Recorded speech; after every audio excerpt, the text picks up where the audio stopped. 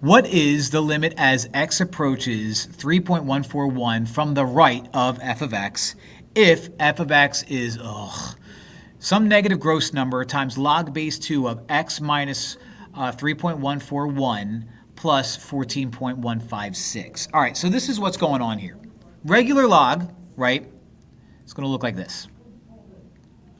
Your negative, which means you are going to be a reflection over that axis. So now you, instead of going that way, are going to go look like that way. Now, not only that, this is being moved to the right that many units. Why is that important for this problem? Because my graph is going to look a little something like this. Way up here, it's going to look like that.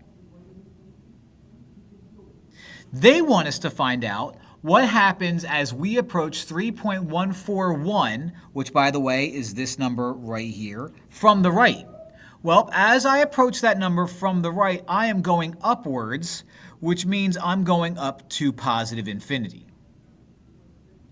So very ugly looking problem, but it's a matter of you understanding what this looks like after you move it, and flip it upside down.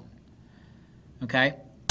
But in this case, we only have to care about the vertical asymptote, and that vertical asymptote goes upstairs to infinity